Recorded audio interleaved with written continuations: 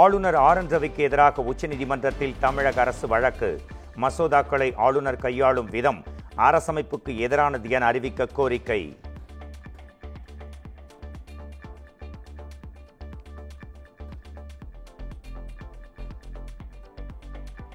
தமிழக வெற்றி கழகத்தின் சேலம் கிழக்கு மாவட்ட செயலாளர் வெங்கடேசனின் ஜாமீன் மனு தள்ளுபடி. விஜய் பிரச்சாரத்தில் ஆம்புலன்ஸுக்கு இடையூறு ஏற்படுத்தி தாக்கியதாக தொடுக்கப்பட்ட வழக்கில் கரூர் நீதிமன்றம் அதிரடி.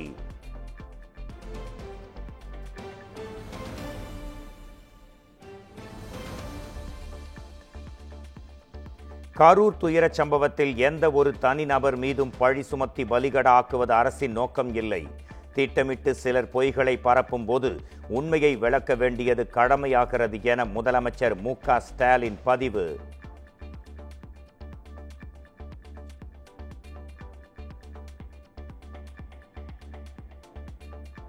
வேலூர் காட்பாடியில் உள்ள அமைச்சர் துரைமுருகன் வீட்டுக்கு வெடிகுண்டு மிரட்டல்.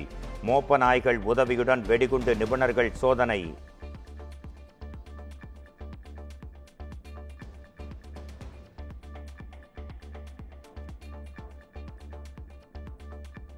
மாங்காட்டில் போதை மறுவாழ்வு மையத்தில் சிகிச்சை பெற்று வந்த 35 பேர் திடீர் தப்பி ஓட்டம். காவலாளியை தாக்கிவிட்டு ஓடியவர்களை பிடிக்க காவல்துறை தேடுதல் வேட்டை.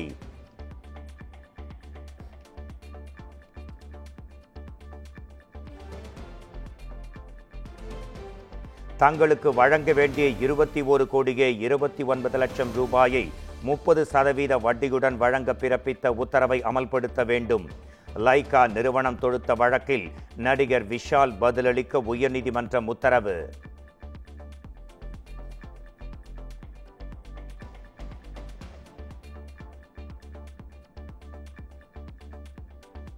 சபரிமலை ஐயப்பன் கோயிலில் 4 கிலோ தங்கம் மாயமான விவகாரம்.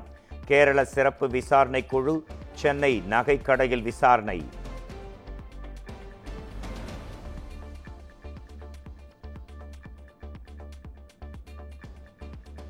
கடையநல்லூர் நகர்மன்ற தலைவருக்கு நாய் பொம்மையை பரிசளிக்க முயன்ற பாஜக கவுன்சிலர்கள். 2 நாளில் 40 பேரை கடித்து குதறிய வெறிநாய்களை கட்டுப்படுத்தவில்லை என புகார்.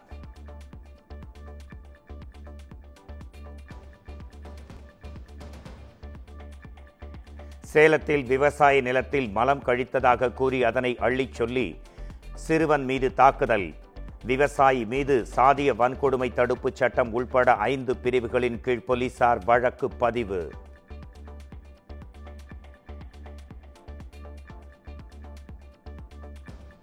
தமிழகத்தின் பல்வேறு மாவட்டங்களில் இன்று முதல் 3 நாட்களுக்கு மிக கனமழை எச்சரிக்கை. நாகை, மயிலாடுதுறை உள்ளிட்ட 6 மாவட்டங்களில் இன்று கனமழை வெளுத்து கட்டும்.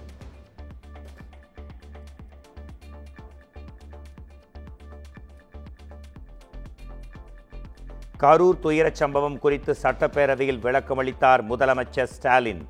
விஜயின் பரப்புரை கூட்டத்திற்கு 606 பேர் பாதுகாப்பு பணியில் ஈடுபடுத்தப்பட்டதாக விளக்கம்.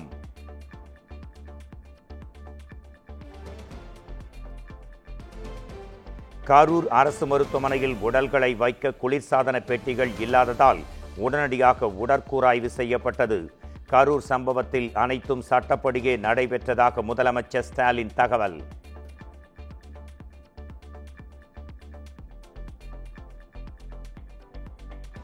சட்டப்பேரவையில் முதலமைச்சர் ஸ்டாலின் மற்றும் எதிர்க்கட்சித் தலைவர் எடப்பாடி பழனிசாமி இடையே காரசார வாதம். கூட்டணிக்காகவே எடப்பாடி பழனிசாமி கரூர் துயரம் குறித்து பேசுவதாக முதலமைச்சர் விமர்சனம்.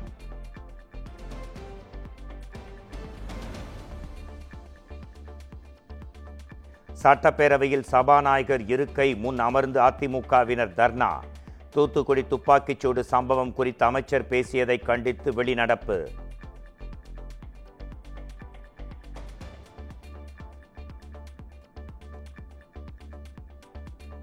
கலவரத்தை ஏற்படுத்த வேண்டும் என்ற நோக்கத்தோடு அதிமுகவினர் பேரவைக்கு வந்ததாக முதலமைச்சர் குற்றச்சாட்டு.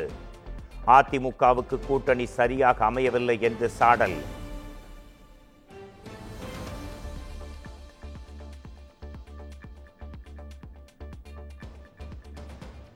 பேரவைக்கு கருப்பு பட்டை அணிந்து வந்த அதிமுக எம்எல்ஏக்களுக்கு ரத்த அழுத்தமா என சபாநாயகர் கிண்டல்.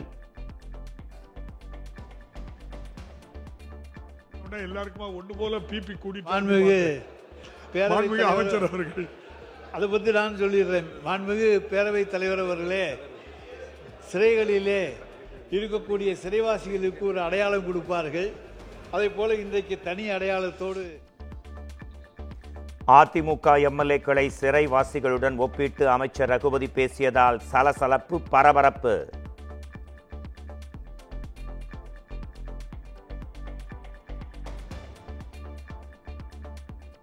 சட்டப்பேரவையில் அமைச்சர் துரைமுருகனை இருக்கையில் அமர்ந்து கொண்டே பதிலளிக்கும்படி கேட்டுக்கொண்ட சபாநாயகர், வயதானவர் போல் காட்டுகிறீர்களா என துரைமுருகன் பதிலளித்ததால் அவையில் சிரிப்பலை.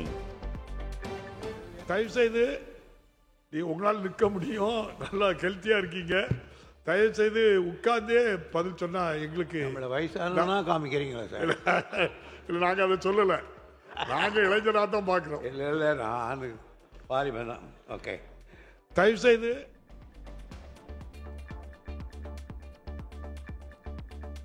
திருப்போரூர் அருகே கார் விபத்தில் 7 வயது சிறுவன் பலி. விபத்தின் போது ஏர் பேக் திறந்து முகத்தில் அடித்ததில் உயிரிழந்த சோகம்.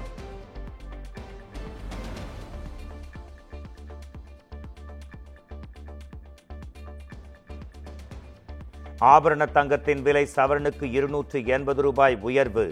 சவரன் ஆபரண தங்கம் 94,880 ரூபாயாக அதிகரிப்பு.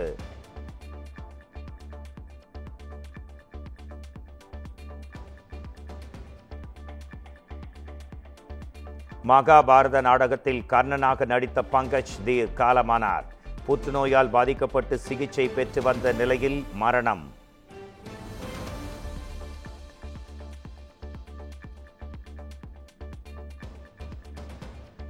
பீகார் தேர்தலுக்கான முதற்கட்ட வேட்பாளர் பட்டியலை வெளியிட்டது நிதிஷ்குமார் கட்சி. 5 அமைச்சர்கள் உள்பட 57 வேட்பாளர்களின் பெயர்கள் அறிவிப்பு.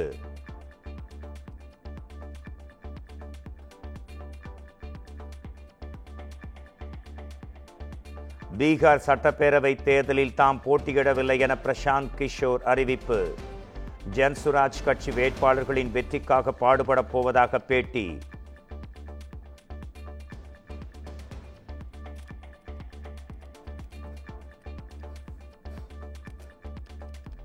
பாகிஸ்தான் ராணுவம் தாலிபான்கள் இடையே மீண்டும் எல்லையில் சண்டை. ஆப்கானிஸ்தான் மக்கள் 15 பேர் மற்றும் பாகிஸ்தான் துணை ராணுவ படையினர் 6 பேர் பலி.